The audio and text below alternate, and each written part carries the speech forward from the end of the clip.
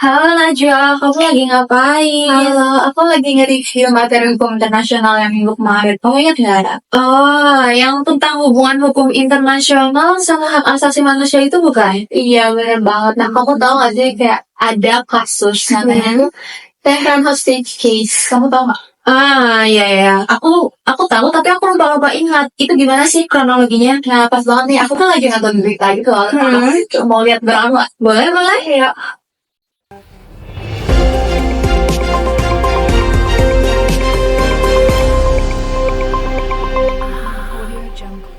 Selamat pagi pemirsa, kembali lagi bersama saya Rafli Fatur Andipa sebagai pembawa berita acara pada pagi hari ini.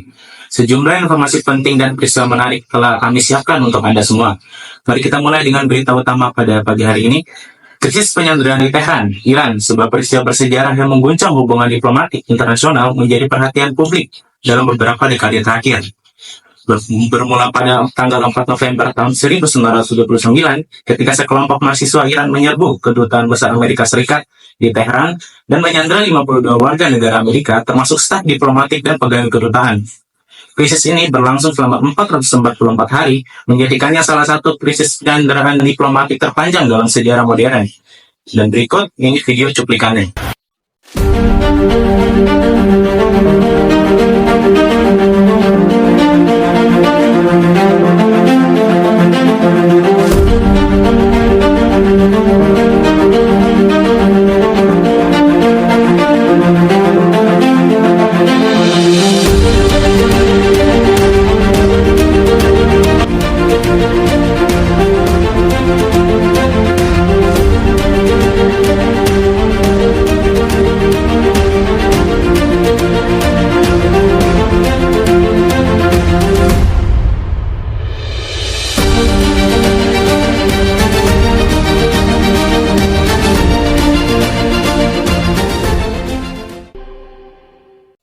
Itulah cuplikan peristiwa yang terjadi di Tehran pada tahun 1979.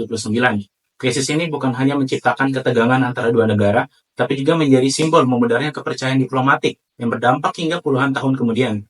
Kasus Tehran bermula dari penyanderaan 66 staf diplomatik Amerika Serikat di Kedaulatan Besar Amerika Serikat di Tehran oleh militan Iran pada tahun 1979 yang melanggar Konvensi Wina tentang hubungan diplomatik. Amerika Serikat kemudian membawa kasus ini ke Mahkamah Internasional yang memutuskan bahwa Iran harus segera membebaskan sandera dan mengembalikan kedutaan, serta memberikan reparasi. Namun, Iran menolak mematuhi putusan tersebut, sehingga penyelesaian akhirnya dilakukan melalui mediasi pihak ketiga, yaitu pemerintahan Aljazair. Baik pemirsa, di sini saya sudah bersama dua tamu yang akan berperan sebagai narasumber untuk mengisi berita kita pada hari ini. Selamat pagi Kak Naila dan Kak Rania yang mengisi lewat Zoom karena berhalangan hadir. Mungkin boleh memperkenalkan diri terlebih dahulu. Baik, terima kasih atas kesempatannya. Perkenalkan, nama saya Naila Syakira sebagai pakar kasus penyanderaan Tehran pada tahun 1979.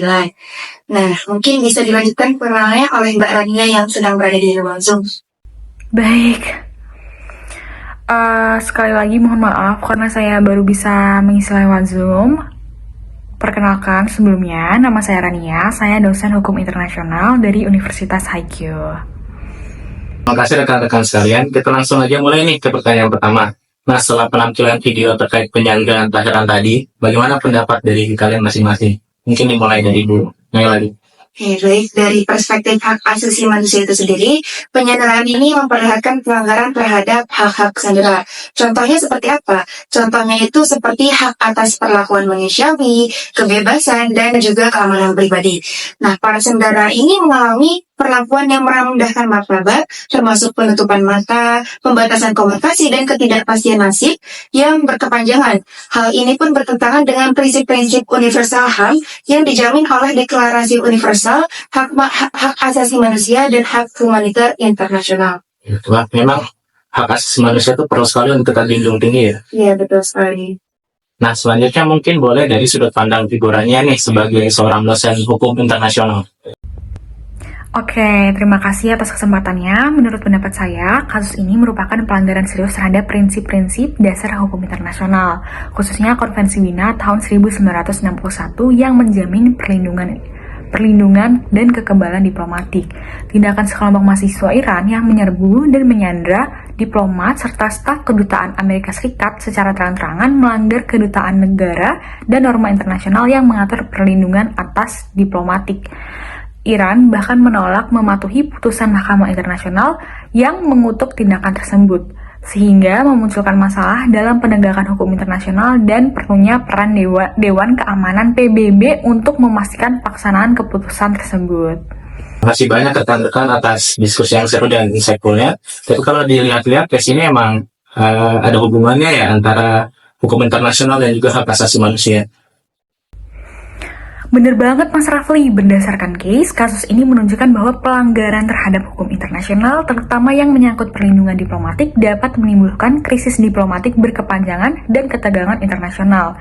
Selain itu, ketidakpatuhan terhadap putusan hukum internasional memperlihatkan keterbatasan mekanisme penegakan hukum internasional yang ada saat itu.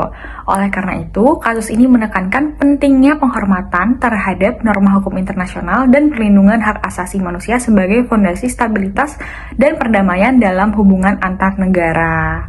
Pemirsa di rumah bisa dipahami ya jika kasus ini memang saling berhubungan antara hukum internasional dan juga hak asasi manusia. Nah, untuk Kak Naila sendiri, bisa nggak yang menjelaskan bagaimana mediasi yang akhirnya menjadi penyelesaian dari kasus tersebut? Oke, bisa banget dong. Jadi melalui mediasi Aljazair, kedua negara menandatangani Algiers Accord pada tahun 1981 yang mengatur pembebasan sandera, pelepasan aset Iran yang dibekukan, dan pembentukan tribunal claim untuk menyelesaikan sengketa ekonomi. Nah, kasus ini juga menjadi contoh penting penyelesaian sengketa internasional yang menggabungkan putusan hukum dan diplomasi, sekaligus menegaskan perlindungan diplomatik dalam hukum internasional serta tantangan pelaksanaan putusan mahkamah jika salah satu pihak tidak kooperatif. Terima kasih banyak rekan-rekan atas diskusi yang seru dan insightful-nya.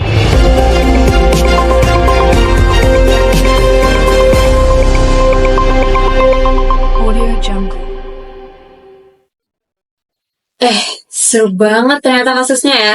Jujur, aku jadi tertarik banget sih buat nyari tahu materi hubungan HI dan HAM lebih lanjut. Jadi hukum internasional itu kayak semacam payung besar, terus hak asasi manusia itu salah satu dari isinya ya.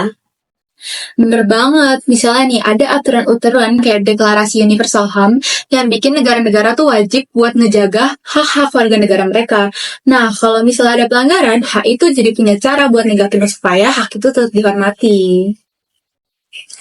Oke, jadi intinya hukum internasional dan hak asasi manusia itu saling dukung supaya dunia lebih adil serta damai gitu kan.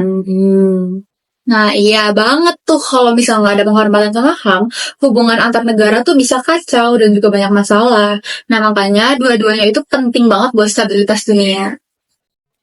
Wow, oke, jadi gitu. Makasih banget ya Najwa, aku jadi lebih paham nih tentang hubungan HI dan hak asasi manusia itu kayak gimana. Sama-sama, Nasya. Oke teman-teman, tadi kan kalian sudah lihat nih video mengenai hubungan hukum internasional dengan hak asasi manusia, di mana terkhususnya pada kasus krisis penyanderaan Tehran yang terjadi pada tahun 1979.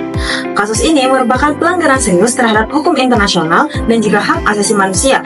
Penyanderaan terhadap diplomat dan staf kedutaan besar AS di Tehran telah melanggar Konvensi Wina tahun 1961 tentang hubungan diplomatik yang menjamin perlindungan dan juga keamanan personil diplomatik serta misi diplomatik. Selain itu, para sandera mengalami perlakuan yang tidak manusiawi yang tentunya bertentangan dengan prinsip-prinsip universal hak asasi manusia sebagaimana diatur dalam Deklarasi Universal Hak Asasi Manusia. Kesimpulannya, krisis penyanderaan Tehran menegaskan pentingnya penghormatan dan juga penegakan hukum internasional, khususnya hubungan diplomatik serta perlindungan hak asasi manusia dalam situasi konflik antar negara. Kasus ini menunjukkan bagaimana pelanggaran terhadap norma hukum internasional dapat berdampak pada hubungan diplomatik dan stabilitas internasional, sekaligus menimbulkan penderitaan serius bagi individu yang menjadi korban pelanggaran hak asasi manusia.